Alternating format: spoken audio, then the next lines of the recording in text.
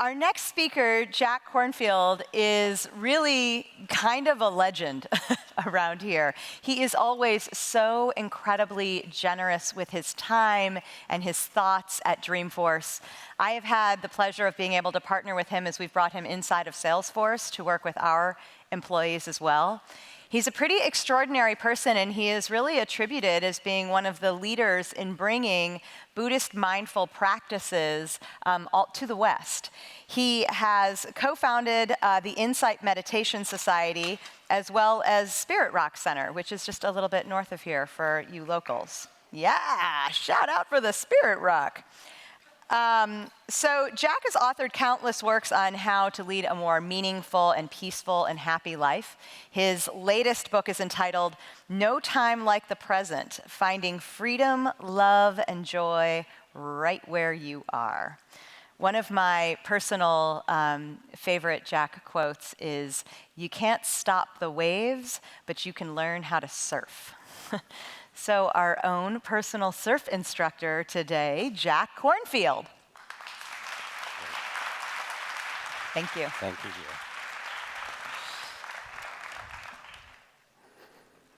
dear. Bring my equipment here. Hi, glad to see you, and what a beautiful morning it's been so far with Deepak and Arianna. Take this off like Mr. Rogers, maybe.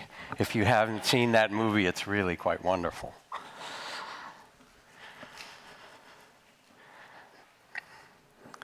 And I'm delighted to be part of Salesforce and the kind of remarkable culture that Mark and the company is building, kind of celebrating a culture of both business success, but also of personal empowerment and success for one another.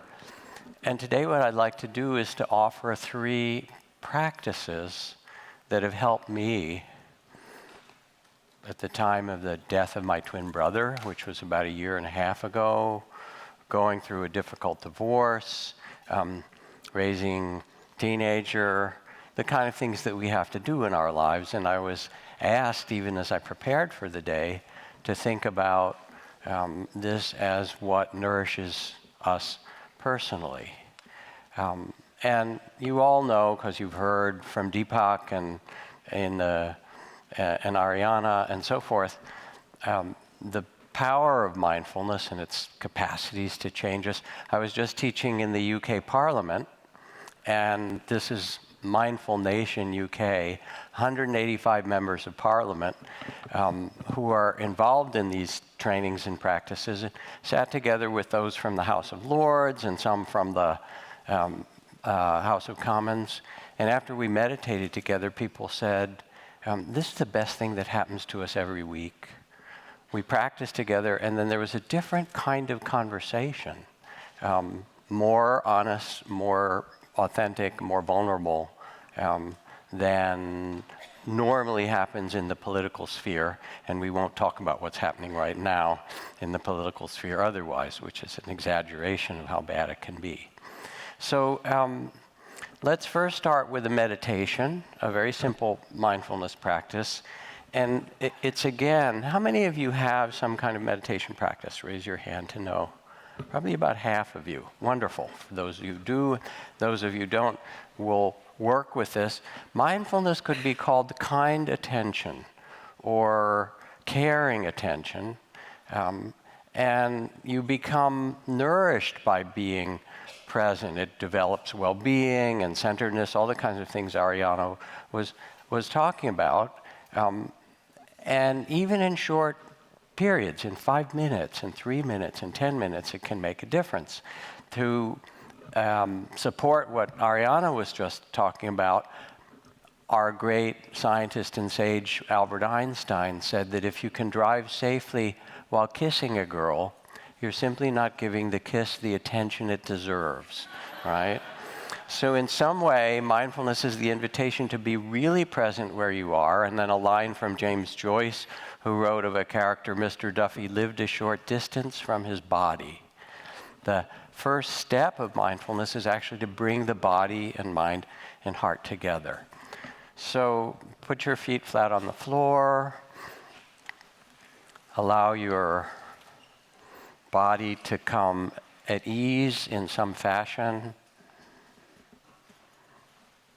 Let your eyes close gently. And as we begin the practice of mindful presence, remember that it's not a grim duty. It's not a matter of judgment. As Florida Scott Maxwell, the author, wrote, no matter how old a mother is, she looks to her middle-aged children for signs of improvement. It's not that. It is really an affectionate attention, a caring presence. And take a couple of deeper breaths that help cleanse or relax.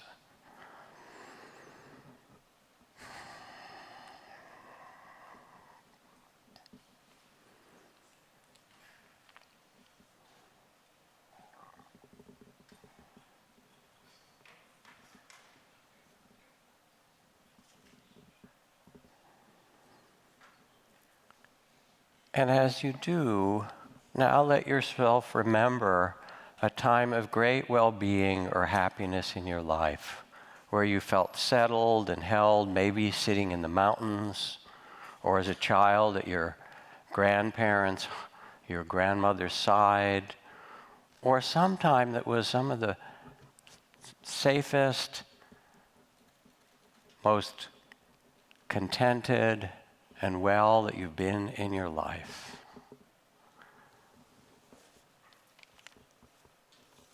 And as you remember this moment, this time, feel how it affects your body. Let the sense of well-being, of calm, all of that deepen. And this is the invitation of mindfulness, to begin by bringing in a sense of well-being.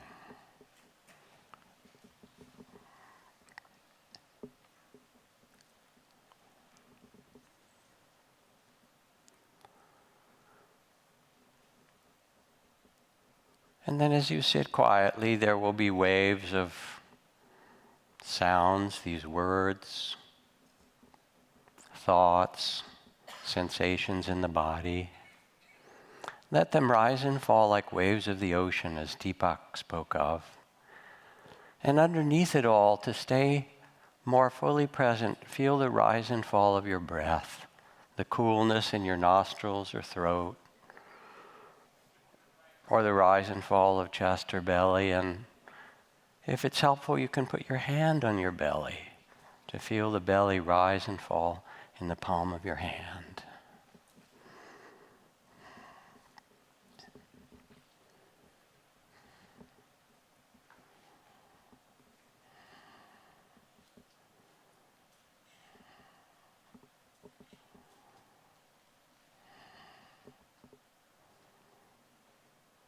And notice how the breath breathes itself gently as all the thoughts, sensations, sounds rise and fall like waves of the ocean around it. And with each breath, settle.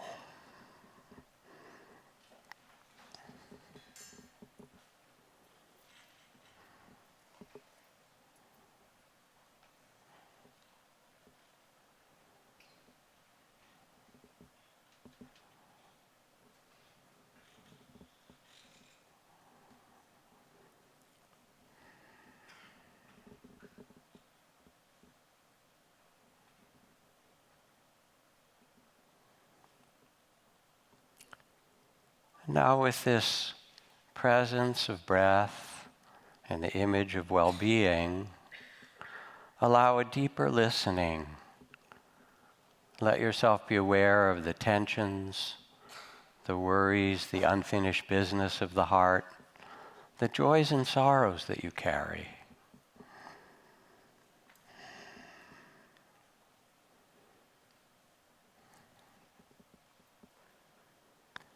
And notice how you have touched them.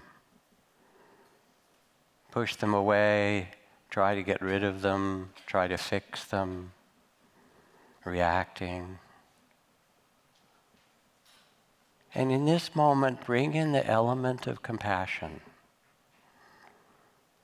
Compassion and the heart's courage to hold them all with kindness. You become the loving awareness.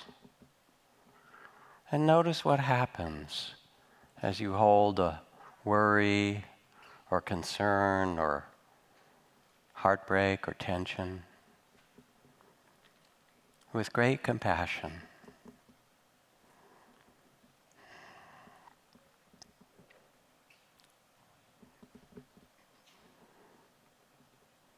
Things soften around it. The resistance melts.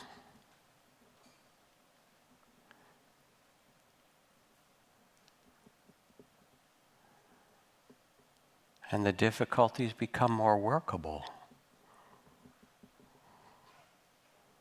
as you hold it all with compassion and loving awareness.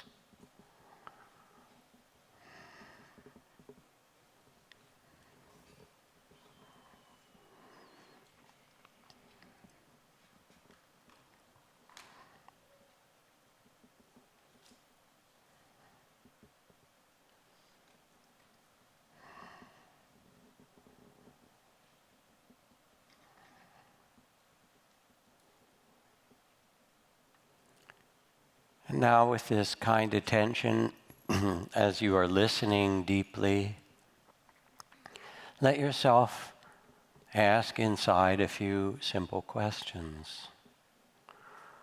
What is it that your body needs from you now and in these days? And let your body answer what would nourish and support it.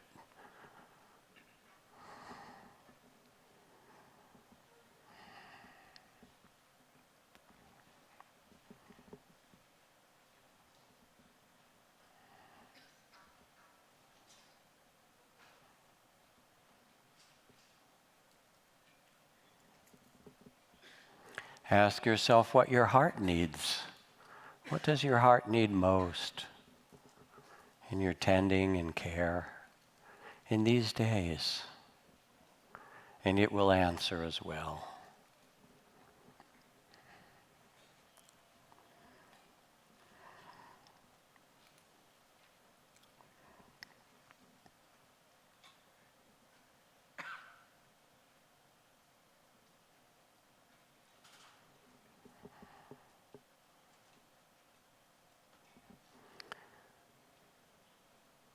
And ask yourself what would most nourish your life in this phase of life.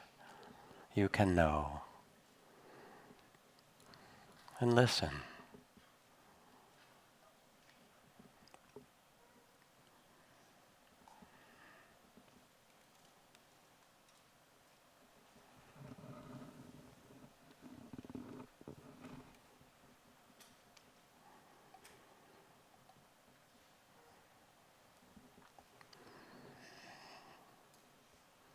And again, feel your breath in the midst of it all and rest in a loving awareness, just where you are.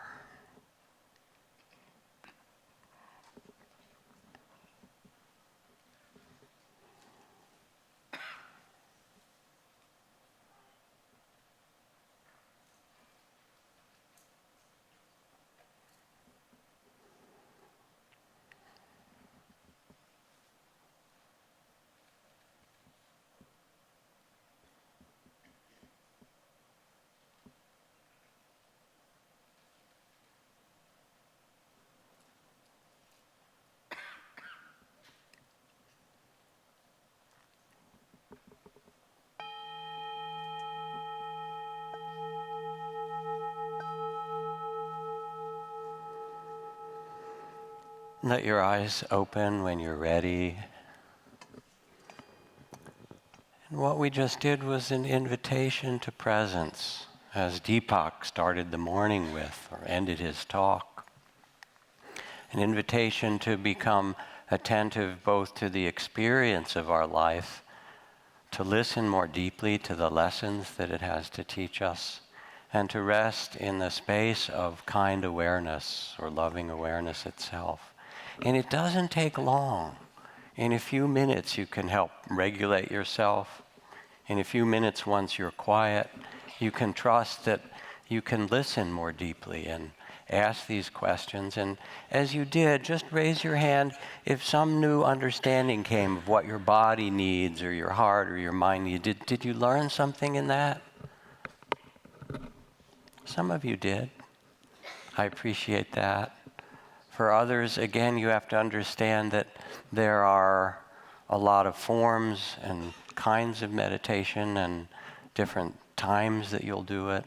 But what you can do is trust that as you tune in, the things that you need to understand will present themselves. That you have a dialogue or a conversation with your own heart and your own mind. Now, as you become more present in this way, and I'm happy to say that I'm able to offer to Salesforce, to all who work at Salesforce and all your employees and all of those who are customers before the end of the fall, a program called Work Mindful for free for anyone who wants, which will be a 12 or 15 minute a day guided instruction and meditation that really unpacks and allows you to learn your own way of practicing. And as you become more present, you also become able to connect with one another in a deeper way, to see more deeply as well as listen more deeply. And that, of course, is critical to the work of Salesforce, but it's critical to our human lives. And you start to see, when you're quieter, that you can look with the eyes of kindness and compassion and see the goodness in people. As Nelson Mandela said, it never hurts to see the goodness in others. They often act the better because of it. So I want to do a second practice with you today, and it's a little bit of a risk here, but I think risk is also interesting, and meditation is more a practice of discovery than of anything else, an inquiry. And this is a paired practice for about 10 minutes. If you happen to be shy or introverted, it may be more demanding, so be kind with yourself. Don't use it to judge yourself. But what I'd like you to do in this is to extend the mindfulness that you just brought to your own breath or body or experiences to a person sitting next to you.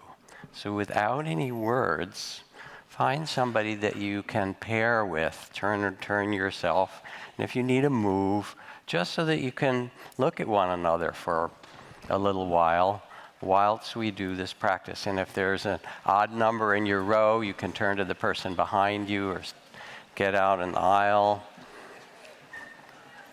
And I assure you that while this is demanding, it's also rather extraordinary or interesting.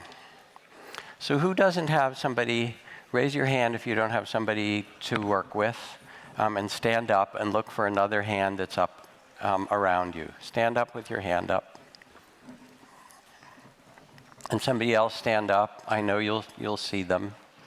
Put your hand in the air, turn in a circle, and look for someone whose hand is in the air.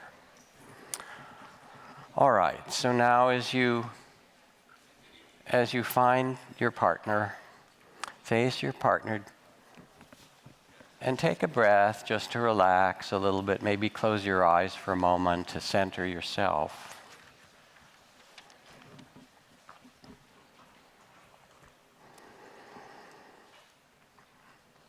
Let go of any tension you have. And when you're ready, open your eyes and look into the eyes of the person across from you. And if you feel any discomfort or the urge to look away, you can just note that embarrassment with patience and gentleness and kindness, and come back when you can to your partner's eyes, for you may never have the opportunity to look at this human being in this unique way again. And first, as you look in these eyes, we'll look in 4 ways. Let yourself see the beautiful spirit that's behind these eyes, that was born into them. There are gifts there, potential, strengths that are amazing and can be brought into the world in all kinds of ways. Behind these eyes are unmeasured reserves of courage, intelligence, patience, of wisdom and wit. And as you see this being looking deeply behind these eyes, there grows quite naturally a connection or a care, a well-wishing as you see the beautiful spirit behind these eyes, their true nature, their original goodness. And know that what you're now experiencing is loving kindness. It's the fundamental connection between us all.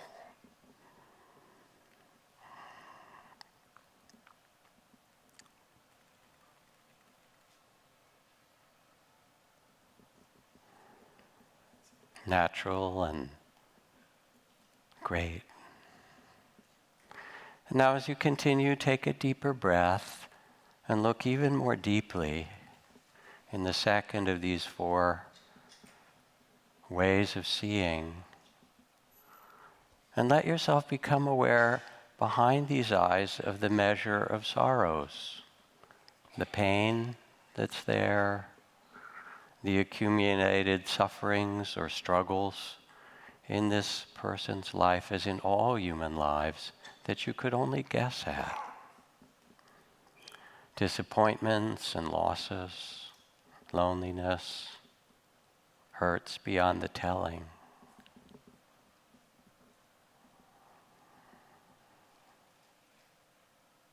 And let yourself open with this same loving awareness and to their measure of sorrows that they may never have told another. And know that you cannot fix their pain, but you can be with it with a spirit of courage. And just as you would with a child who had fallen or was hurt and reach out, know that your presence and the deep seeing now has given birth to the great heart of compassion. Your natural care arises. It is born in you. Trust it. It is essential for the healing of the world.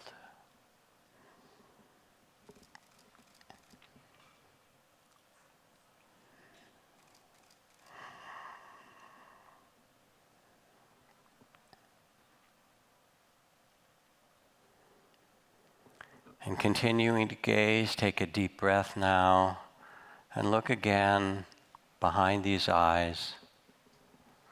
And let yourself, releasing the compassion, envision their happiest moments as a child, their best adventure, laughing, tickling, running, playing, joyful. The child of the Spirit that was born in them. You can see it now. Their marvel at seeing the first rainbows, seeing the ocean, learning new things. And how great it would be to share this joy together.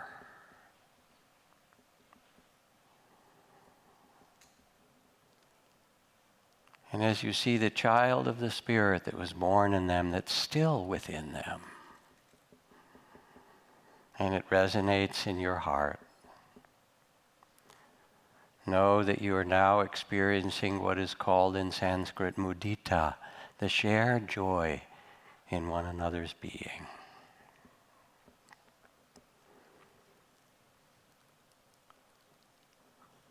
Rest in it. Trust it.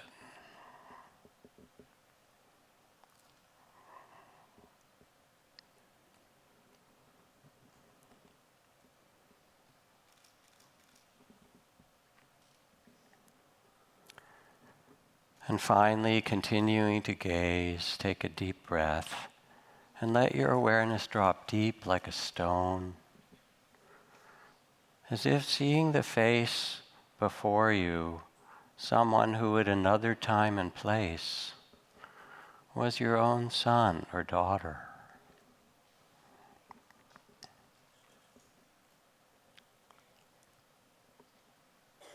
Your mother or your father.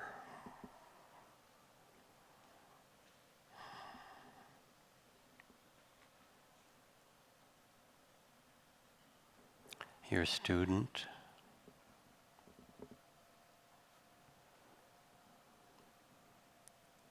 Your teacher.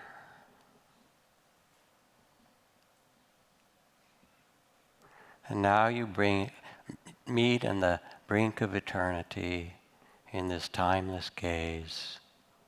Who are you really who is gazing? And what is that spirit behind these eyes that was born into this body? Let yourself sense the timeless connection.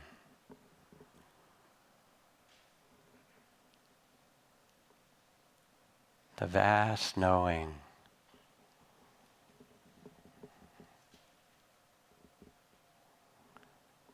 You are this spirit, this loving awareness, that it's seeing itself in one another. Rest in it. Trust it. It is a true homecoming.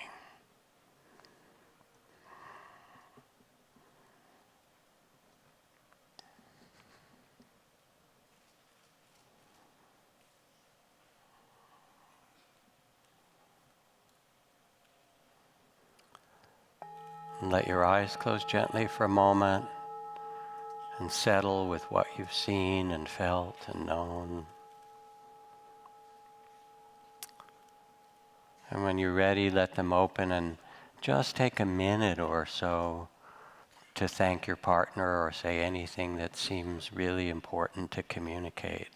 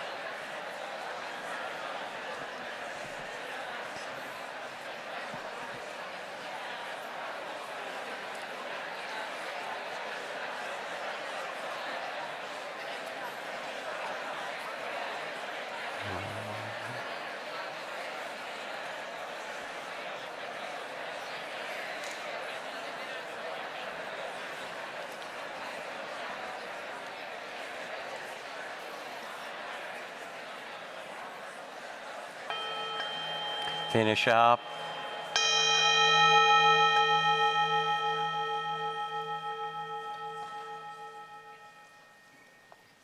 How are you? That's kind of wild, isn't it? Now, you don't have to do it on Muni. You don't have to do it on Bart, or they'll arrest you probably. But it was 10 minutes, a little bit less. People raise their hand and I ask how that was. And I say, I've been married 32 years. We never looked at each other like that.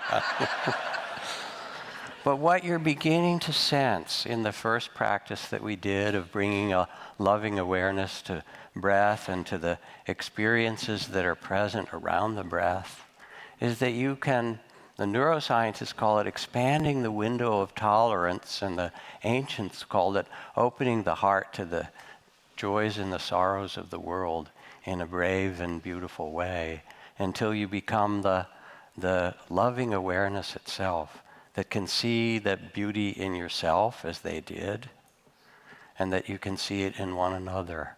And as Nelson Mandela points to, there's something about seeing the secret beauty behind the eyes of a human being that no matter what work or collaboration or in your family or community, we know that. Our whole being resonates with how another, is holding us and their intention.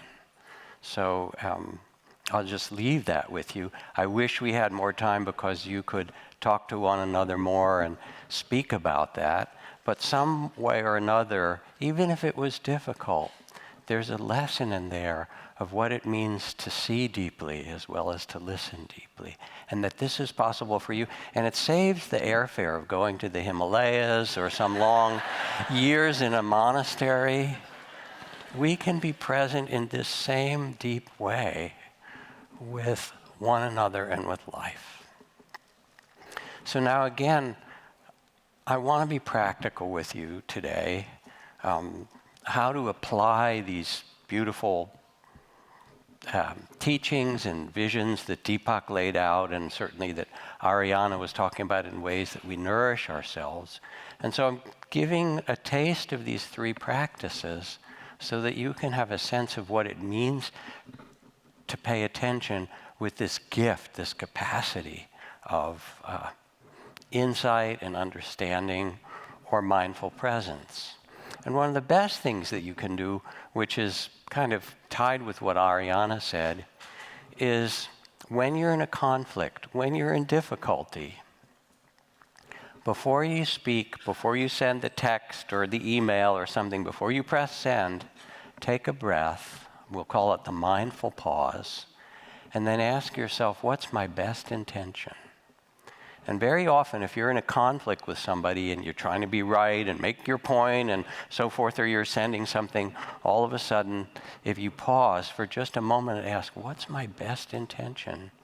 You realize, I want to get along, I want to solve this, or even more deeply, I love this person.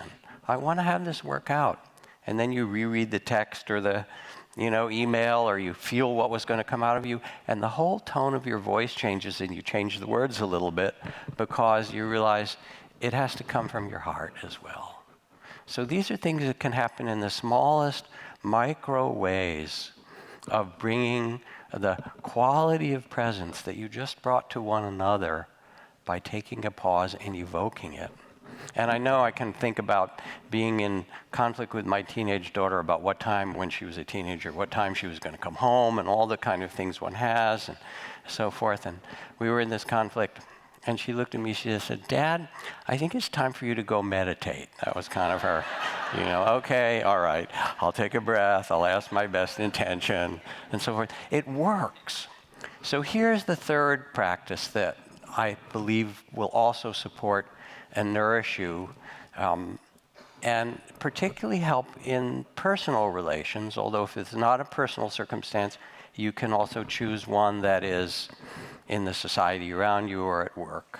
And it's a visualization, and visualizations are really easy. Think about what you had for dinner last night, where you were sitting, what was on your plate, what you ate or didn't. That's visualizing. It's that simple. So again, let your eyes close gently.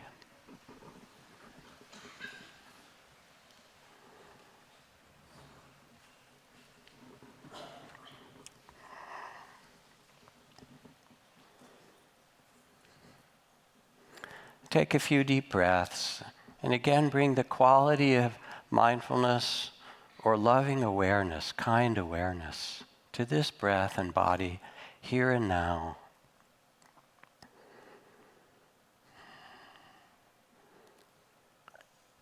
And realize that you are awareness itself. You are loving awareness that is witnessing this life unfold. The body breathes itself, and you rest in awareness.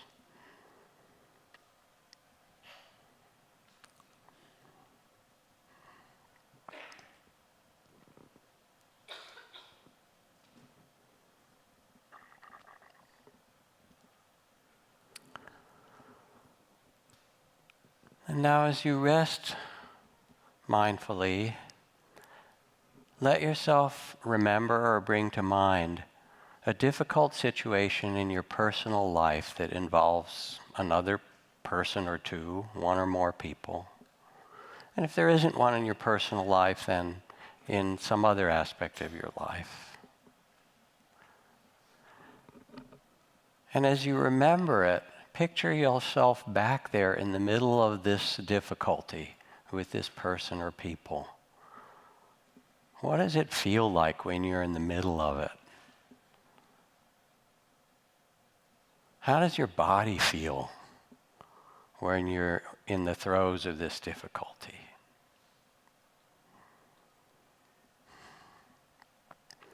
Picture yourself there with them, what they're saying, what the emotions are.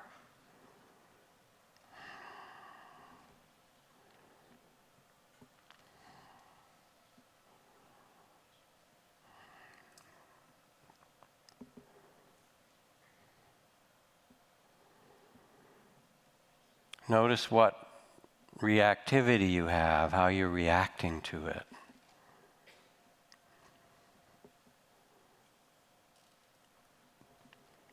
And let it show itself as difficult as it gets. You can see and know.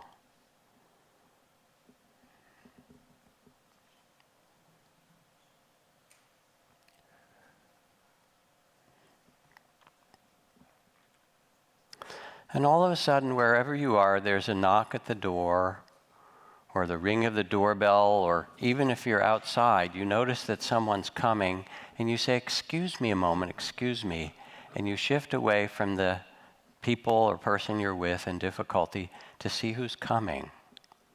And to your surprise, it is a luminous being of great compassion and courage and wisdom.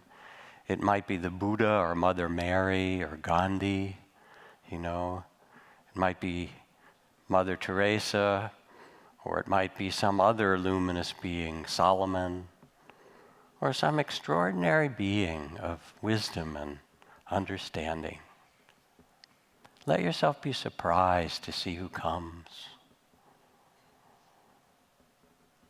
Some luminous, wise, loving being comes up and they say, "Are you having a hard day?" And you nod, acknowledge yes. And they say, "Let me show you how I would handle this difficulty. Why don't we switch places? You get to become invisible, and I'll take over your body." And so now inside your body is Mother Mary or Solomon or Gandhi or whoever came as a luminous being. And you follow them back to this place of difficulty and let them show you.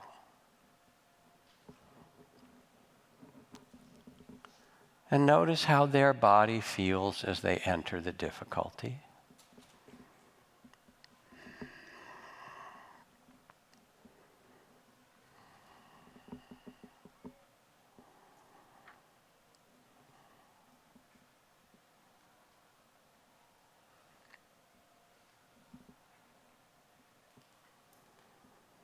Notice the spirit, what quality they bring to it, how they respond. What's their state of mind?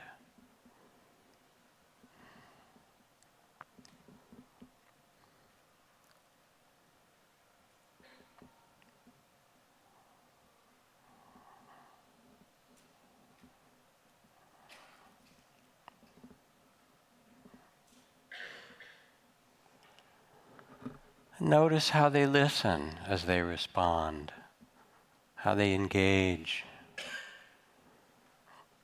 Let them teach you and show you how you could work in this circumstance, how you could be in this circumstance in a wise, compassionate, courageous way. They'll show you.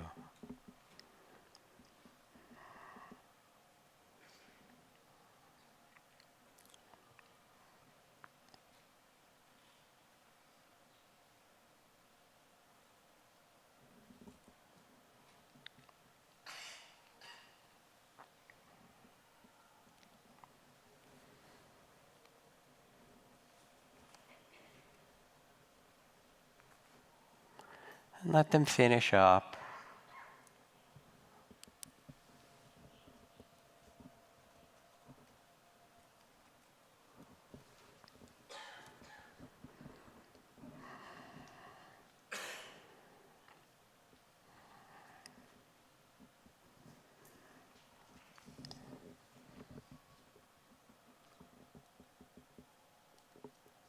And then all of a sudden, again, they have to say, excuse me a moment, I have to go out. They finish up.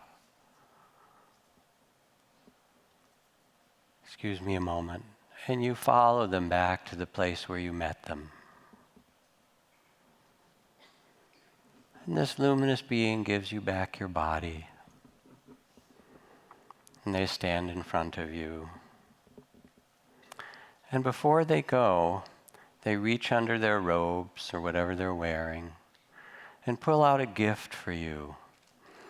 A clear symbol of just what you need to help you in this difficulty.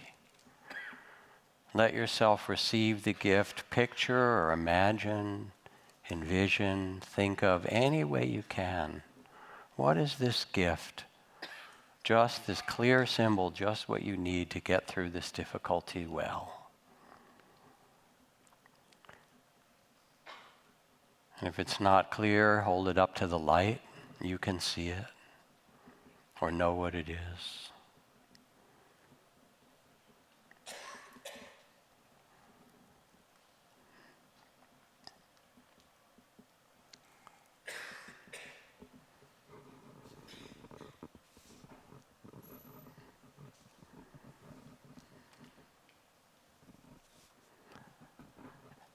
And then finally they reach over and touch you kindly on the shoulder and whisper in your ear a few words of advice. Listen, hear, imagine, think of any way you can. What are these words of wisdom?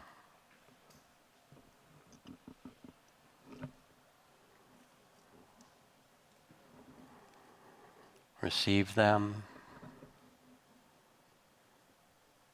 Hear them, take them in, along with your gifts. And now thank this luminous guide or being. And when you're ready, let yourself come back to this time and place.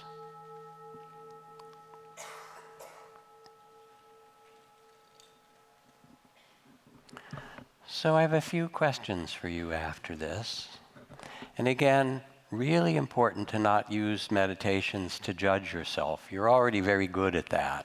You know, many of you would not be hired to be a judge in a civilized country, right? They'd have to take you to one of those dictatorships, say, oh yeah, put her on the bench, right? So you don't want to judge yourself, but you want to learn from it. So first question is, who came, especially those in the front part of the room? Just raise your hand and tell me if a luminous being came. The names, who came to you? Anybody? Who? Shout it out. God. Okay. Anyone else? A guru, Satguru? Jesus? Maya Angelou? Did the Dalai Lama come to anybody? He usually gets in there. Gandhi? Yeah, Mother Mary. Okay, so here's a question for you. Where does Mother Mary and Jesus and Gandhi and, you know, the Sadhgurus and so, where do they live? Guess what? Right? In 30 seconds, the room filled with saints. All right, that's pretty remarkable. Okay, second question. How was your body when you walked into that difficulty? Well, just shout out some words. What did it feel like? Tense, tight, rigid, what? Sick, tense, tight, rigid, sick, unhappy, in all different kinds of ways. How was their body when they went in? You know, here's Maya Angelou, you know, with Buddha on her arm walking in there, whatever. What was their body like? Shout it out. Delighted, light, calm, relaxed, easy, gracious. You even know how your body would feel. It's already in you. You know what it would be like to go into that difficulty with a kind of graciousness. And their attitude was different. Whereas ours might have been very reactive, their attitude was what? Listening, gracious, patient, strong, but also not in the drama, not in the conflict. What kind of gifts did people get? Anybody want to shout out a gift you got? As loud as you can. Hmm? I couldn't hear it. Could somebody hear it? A white feathered pen. Lovely. She doesn't know what it means. These gifts are like dream images. So take it, draw a picture of it, remember it. There's something about the lightness of a feather that it may indicate. There's something about writing from a place of lightness. And I've had other people get gifts in that way. There's someone who got a broom, and then she realized, oh, I have to sweep all those negative thoughts away. And somebody else who got a tiny telescope. And I said, what could that mean? And she said, oh, I need to have perspective. You know, like the Ojibwe say, sometimes I go about pitying myself when all the while I'm being carried by great winds across the sky. Or someone else got an acorn. And then the message that came with it is plant seeds and trust. That you can trust if you plant one good seed after another, something beautiful will happen.